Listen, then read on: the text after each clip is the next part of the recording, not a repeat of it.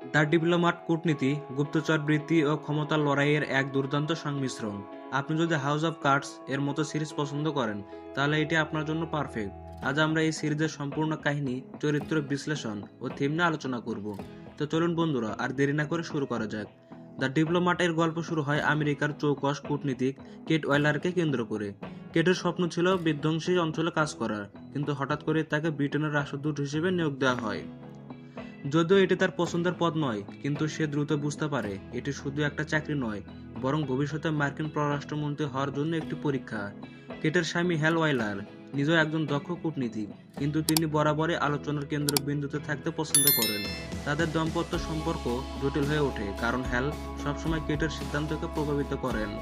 কিন্তু সবসময় বদলে যায় যখন একটি ব্রিটিশ যুদ্ধজাহাজ পররাষ্ট্র উপসাগরের বিস্ফোরণের শিকার হয়। সন্দেহের তীর রাশিয়ার দিকে, কিন্তু কেট বুঝতে পারে। কেট ও তার প্রধান সহকারী স্টুয়ার্ট হেইনস তদন্ত করতে গিয়ে বুঝতে পারেন এটি শুধু একটি হামলা নয়, বরং আমেরিকা ও ব্রিটেনদের মধ্যকার কূটনৈতিক সম্পর্কের ধ্বংসের একটি চাল। কেট ওয়াইলার দীর্ঘ ও কৌশল কূটনীতিক, যিনি যুদ্ধ চায় না বরং কূটনৈতিক সমাধান বিশ্বাসী।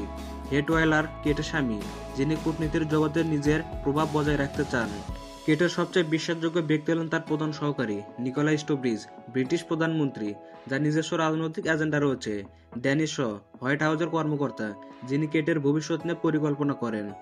দ্য ডিপ্লোম্যাট সিরিজ শুধু রাজনৈতিক কূটনীতি নয়, এটি আধুনিক রাজনীতি, ব্যক্তিগত সম্পর্ক ও ক্ষমতার দ্বন্দ্বের গল্প। কূটনীতি বনাম যুদ্ধ। কেট সবসময় যুদ্ধের চেয়ে আলোচনায় বিশ্বাসী, কিন্তু ক্ষমতাবানরা সবসময় যুদ্ধকেই সমাধান মনে করেন।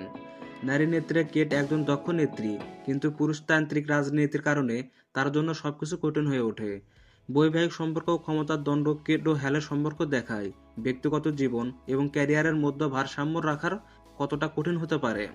এই সিরিজের শেষ পর্বে একটি বিশাল টুইস্ট দেখা যায়, যা নিশ্চিত করে যে গল্প এখানেই শেষ নয়।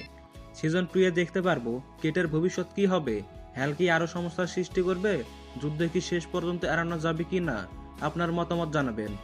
আপনি কি দ্য ডিপ্লোম্যাট সিরিজ পছন্দ করেছেন? ভালো লাগলে অবশ্যই কমেন্টে জানাবেন। আর এই ধরনের ভিডিও পেতে আমাদের চ্যানেলটি সাবস্ক্রাইব করতে ভুলবেন না। ধন্যবাদ।